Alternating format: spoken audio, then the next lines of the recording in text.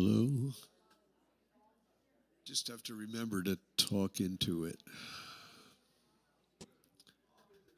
Okay. Yeah, just like that.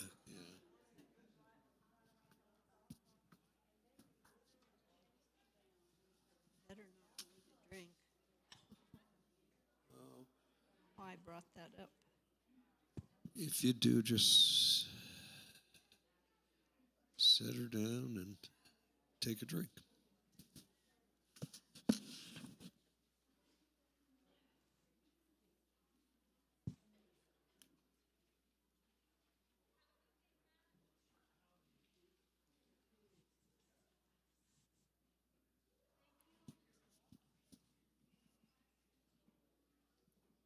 Okay, we got the thumbs up. So, good morning, everybody. Hi, I'm Rick Kiley. This is the star of the show, Virginia Crane. Good morning, Virginia. Good morning, Rick. Good morning. So happy we got to be here.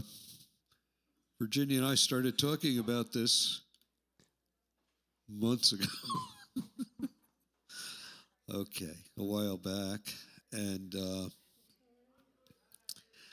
so I thought we'd start, or we thought we'd start talking about the beginning, your childhood. Right.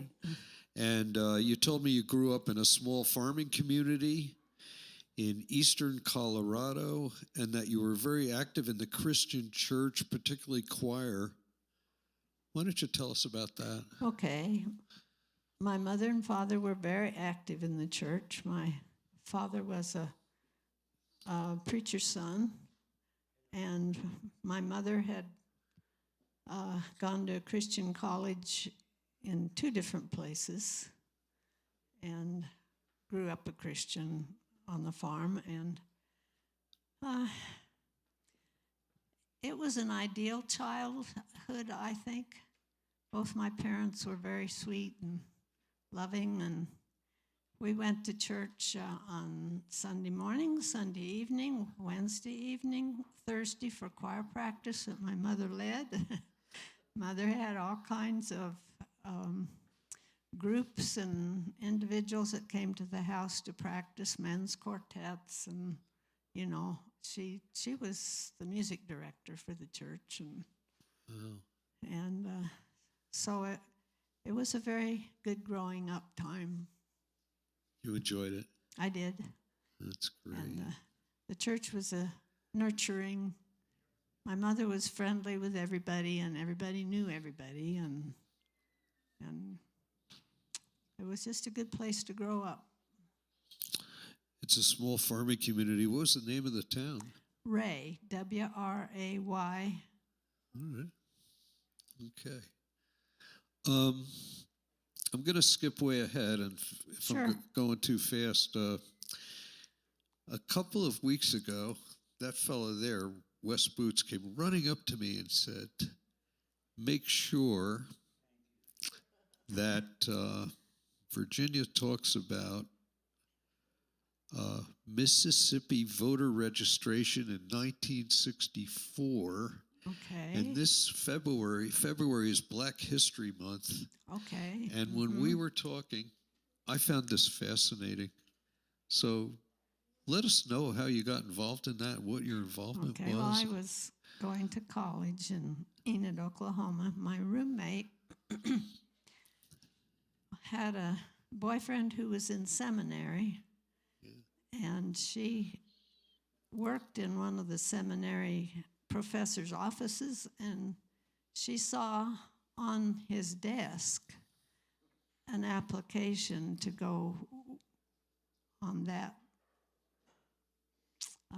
project, and she and he had been down to Mississippi with a seminary group the summer before and learned all about the problems that were going on down there, and she thought I ought to go. So I filled out the application and was accepted, and I went, and that was quite an experience. We drove from Canton, Mississippi, Canton, Ohio, down to Mississippi. But we had a training first in Canton, and then two fellows left to go on down to Mississippi to get things ready, and they never made it. Turned out later they'd been buried at the bottom of a dam. Took years to find them, but anyway, so we went ahead and left, and we all individual cars going, and it was an interesting trip. We had one person in the car who was, I don't ever know whether to say black or Negro now because things have changed. But anyway, Black. she was not allowed in the restroom, just before we entered Mississippi. And that was my real first experience with anything like that.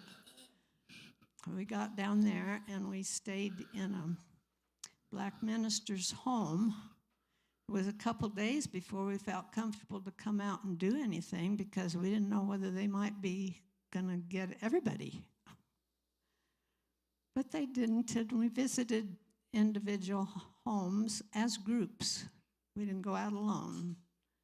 And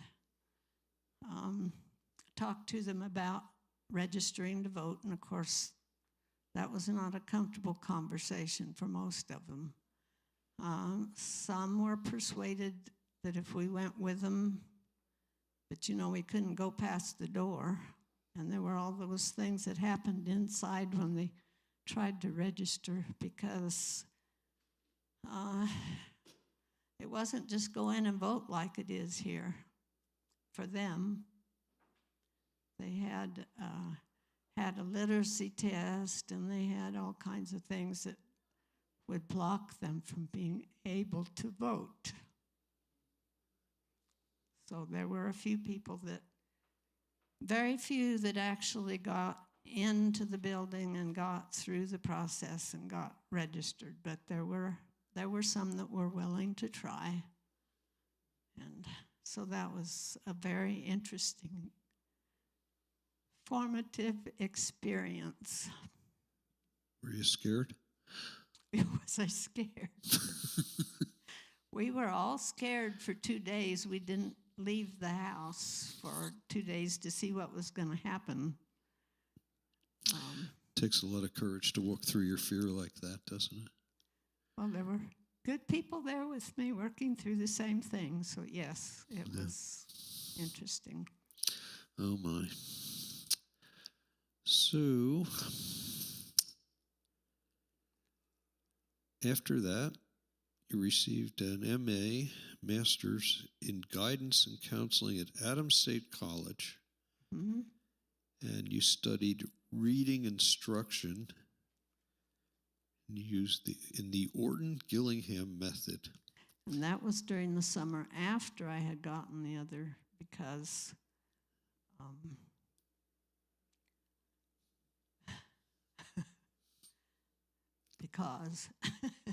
Yeah. Alan and I were already married then, and we were counselors at the time we were married and realized that a lot of the problems that children were having were that they weren't successful in school, and that reading was the big holdup. Yeah, reading is let me just move this piece of paper here. Reading was a big part of your life, and you met Alan in, do I have this right? Farmington, New Mexico? Farmington, New Mexico. We were both first-year counselors, so we needed to get together and figure out how to do it. It was elementary school counselors. Right. Which is a little different from... Okay. And you gave me so many things. Sorry. That you did. She's sorry. You team taught on a Navajo reservation in Arizona. Yes. You built a house. You had foster children together, Susie and Chad. You learned a square dance, and you still do that. Mm-hmm. Then you built another house, and you did more things. Would you? You want to tell us about a couple of those things? We built several houses, and Yeah. the one that probably is the most fun to tell about was in Pinedale, Wyoming. Okay. It was a spec house. We were living in Green River, Wyoming, teaching at the time, and we had foster children, and we went up to Pinedale, and we pitched a tent, and we also had a tent trailer. The kids stayed in the regular tent, and we stayed in the trailer, and we had no running water or anything like that, but so we had a big river that was running through our place, and that's where we did the dishes, and that's where we took our swimming suits and bathed, and Wow. it was a fun summer, and a couple of older boys from back east somewhere, way back like Maine, and I've forgotten, maybe New Hampshire or somewhere, hippie types pulled up in a van one day and wondered if we needed help, and at that point we really needed help, so they stayed, and we paid them to help us and got that built, and then realized that the only thing we could do was sell it. We couldn't rent it. Right. So we sold it.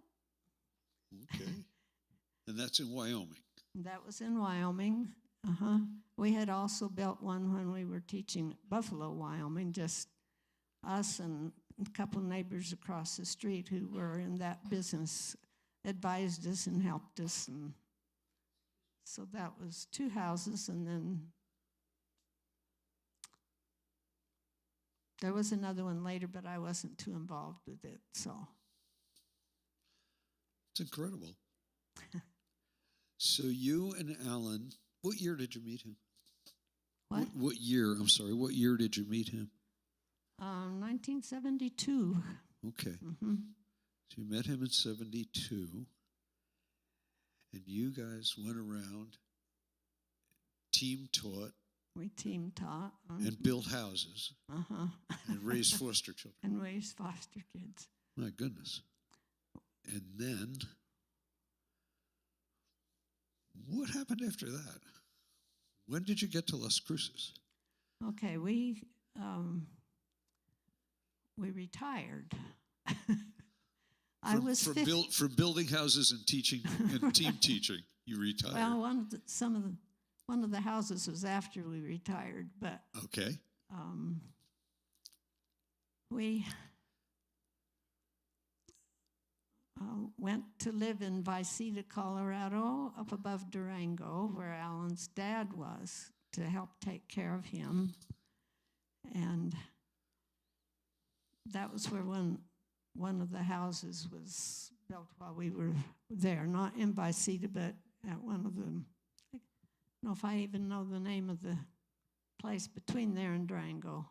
Okay. And I wasn't too involved with that at the time. I was doing other things, but like we had grandchildren in Durango that came out to stay, and pardon me, that was fun. So then my mother and aunt needed somebody to come to Ray, Colorado to take care of them. So we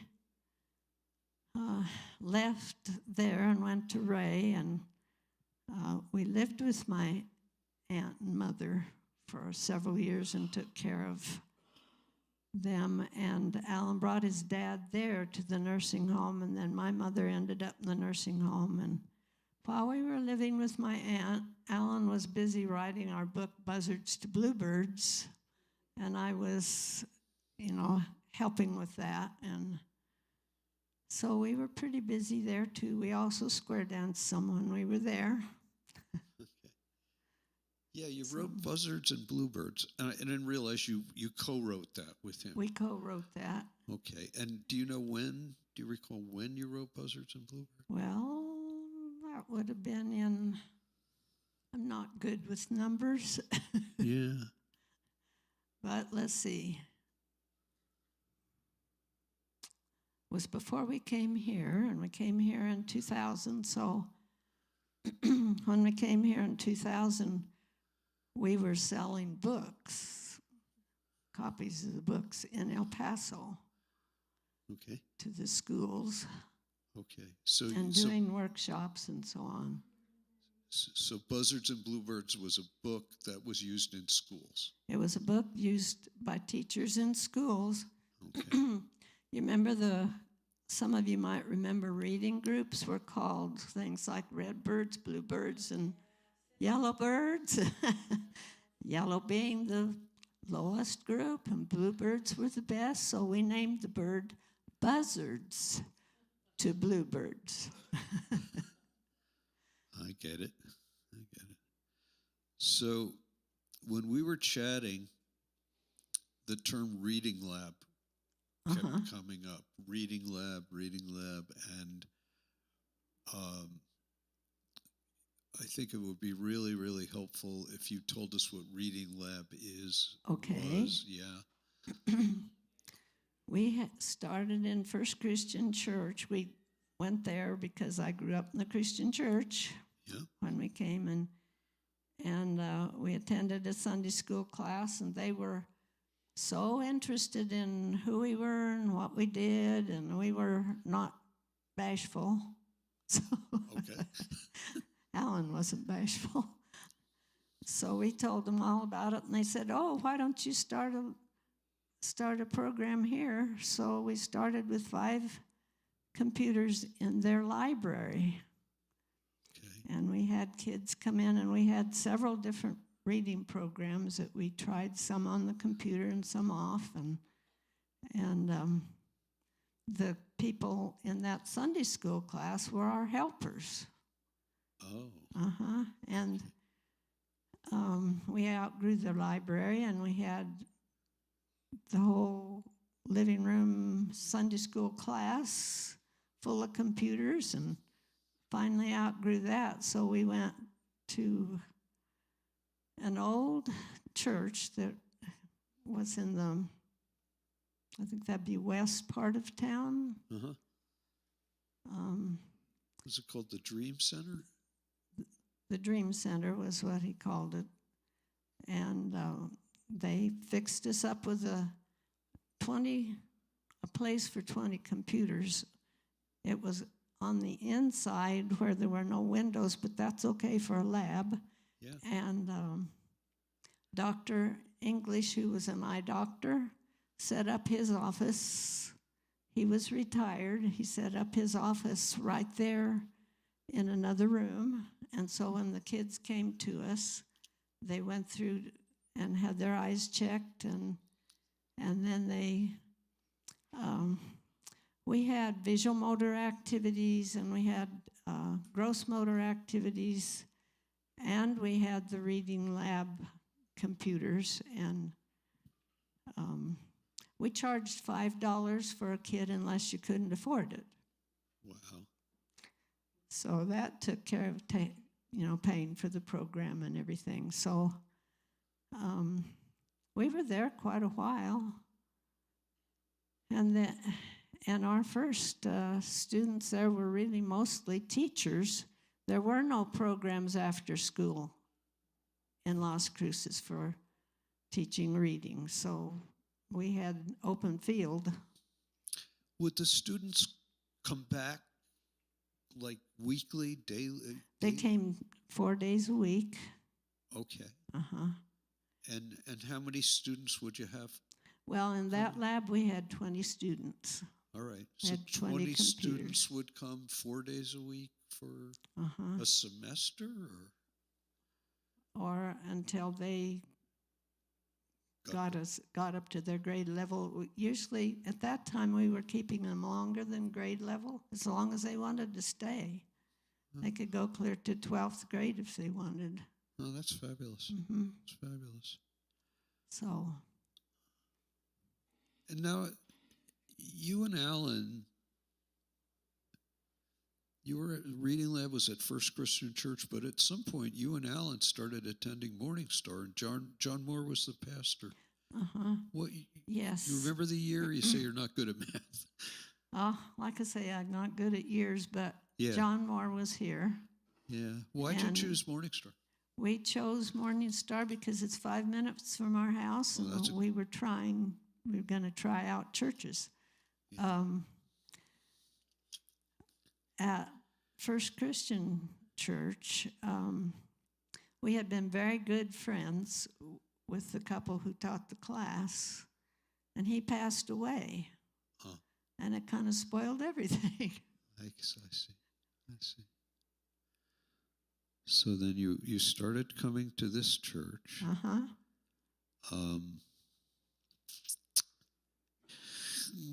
You mentioned, well, I have to say that in your journey that you wrote in excess of 200 children's stories. Yes. Yeah. And I also have tied into that Reading Lab was moved to Camino Real. Was Camino Real where it is now? Yes. Uh-huh. Okay, so you had Reading Lab at Camino Real, and you were attending Morning Star. Uh-huh. So that was all sort of tied together in a way. Yeah, it's sort of tied together. Uh-huh. Okay. Um, Were you still at Camino Real? You were very involved there with the Reading Lab, or? I, by that time, was writing stories for a program that is out of Tucson. Oh, I was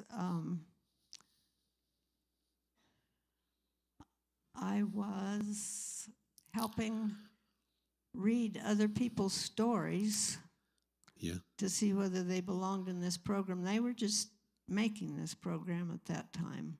gotcha. It wasn't all developed, and they needed lots and lots of stories. And so I had the privilege of reading other people's stories to the point where I finally caught on, wrote my own stories. And like you said, I wrote in excess of 200 stories. My writing level is third grade. So second, third, and fourth grade stories were what I wrote. Mostly third, because that was my comfortable level.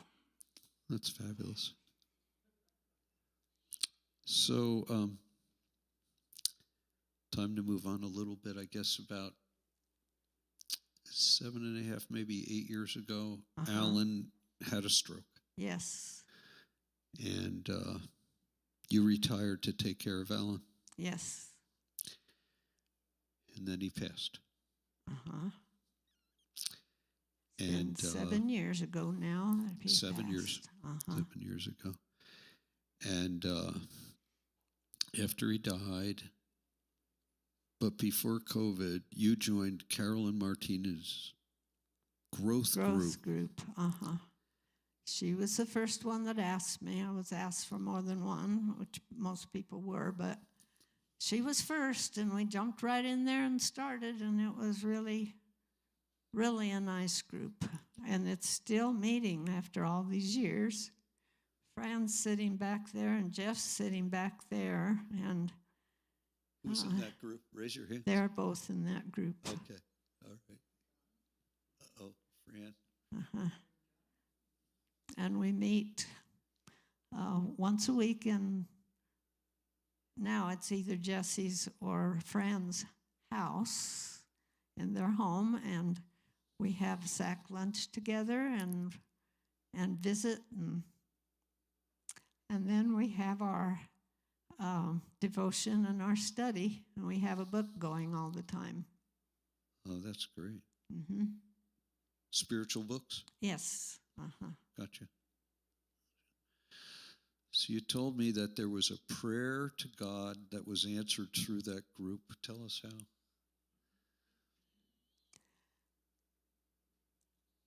After Alan passed, I was so lonesome. I had not been alone for so many years, you know. We were married 45 years. Wow. And one night,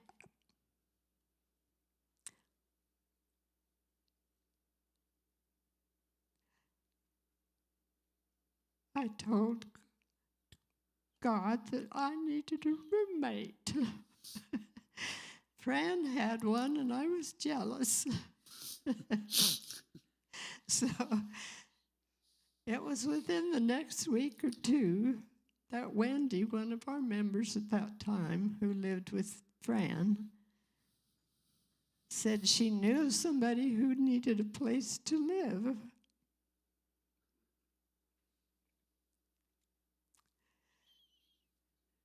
And it was, just a few weeks after that, she moved in with me, and she's still with me. So that was 5 years ago. Yes. And when I call you, your roommate's there with you and helps answer some of these questions and get these dates straight because you recently had a fall. Uh-huh. And this interview has been scheduled or rescheduled a couple of times. Right. What's your roommate's Sorry about name? that. What is your roommate's name? Don't be sorry. Rohana. Rohana has been so instrumental and so helpful, and what a joy in your life. And before questions, We need to talk about our music during yes, COVID. tell us about that. Yes. During COVID, when we couldn't get out and come to church, Krista called. I think there were several people that chose people to call and visit and try to stay connected, and Krista called me. And we set up, she set up in her house. Isaac played the piano, and Krista and Wes. Yeah. I think he left for choir room or something. He was here. And the three of us, sang over the phone. So that kept us going and connected, and we hadn't really been connected before that. She just chose to call me, and it was a wonderful thing.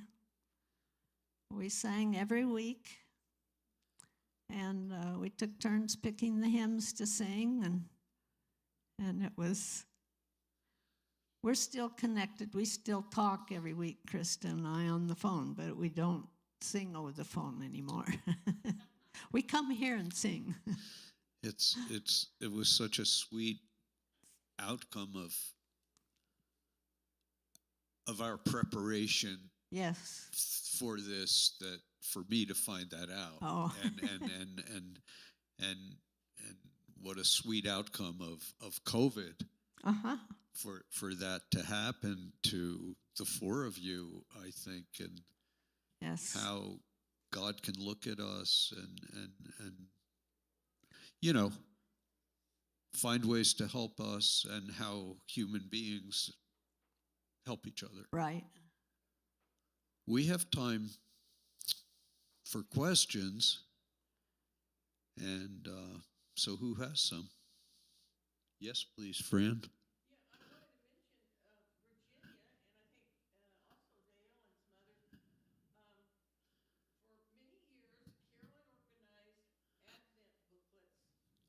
Oh, no.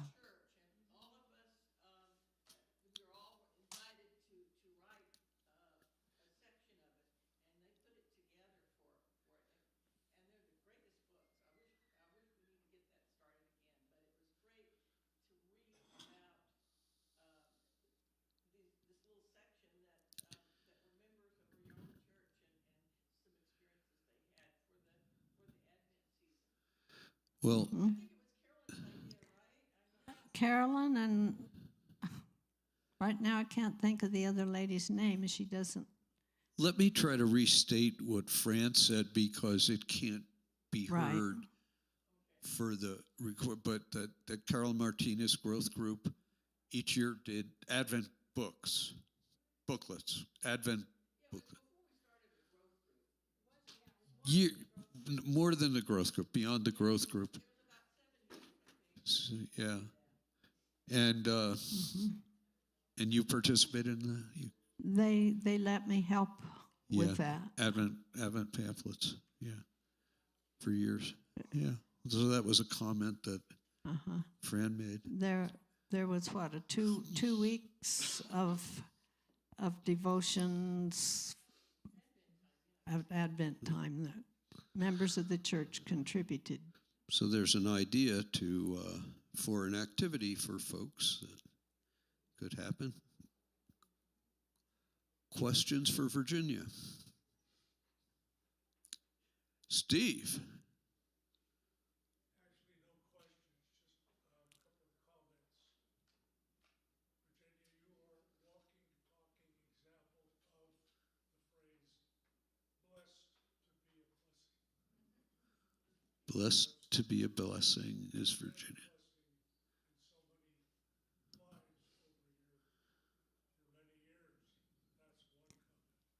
Thank you. The other comment is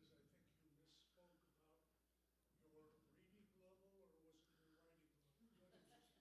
He's asking you what your reading and writing level were. I won't tell you my reading level, but my writing level was third grade. And you know, that's what they say is a good level to write for adults in this day and age. I don't know.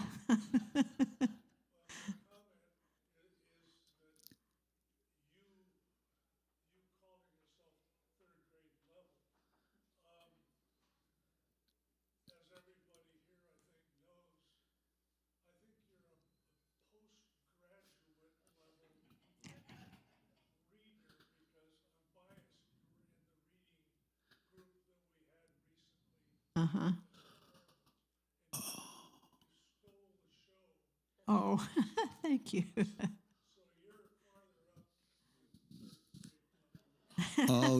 Steve Georgie's talking about the Reader's Workshop. Yes. Oh, you guys are so good. It's so much fun. You're very good at that. It's really a lot of fun. You'll have to, some more of you join it next time it comes up. Well, Virginia does so many things. And believe me, it hurts me that we couldn't cover everything we talked about today. And I'm still fascinated by the square dancing, and you still do it. Still square dancing. It's kind of struggling now after COVID when we had to shut down for a while. Yeah. Some of the members passed away, and it's a pretty small group now, but we still dance. Well, I'm not right now. I can't. Yeah. But Probably have time for one more. Amy told me when I started this that I had to be done by 11:05. We have 1 minute. There's one more question. Somebody. Yeah, Vern. Just a comment, too. Another comment. An old retired mathematics teacher, you emphasized the importance of reading, and I just felt like saying amen when you said that. okay. Reading was such a key Mm-hmm. to success, even in courses like mathematics. Sure. Thank you. Amen. Did I hear you say that you third grade to college people? No. Okay, John Gardner Harris asked a question for clarification on the third grade. The reason I bring this up, in the military, I had to write 7th grade for enlisted and 12th grade for officers, everything I wrote. So I just was wondering. Third grade level is probably what we read in a lot of our magazines and that kind of stuff. Okay. That was just a clarification on what Sure. level people write at to different audiences. Okay. I think this was great for Virginia to share part of her life with us, and she's available every week here at, at about, yes, applause please, at about 10:45. You did great. Thank you very much. This has been fun. It has been fun. Yes. It's a pleasure to be with you.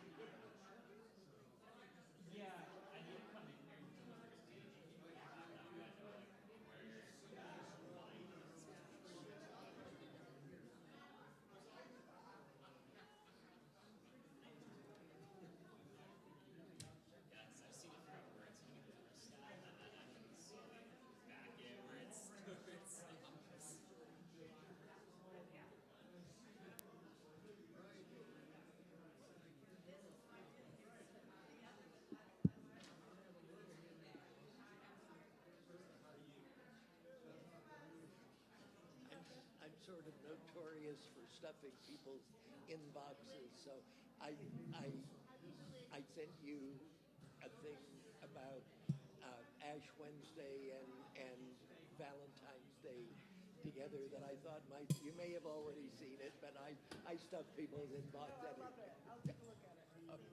I think because from down here, I'll be okay with the ear. I was able to hear Virginia, so I'm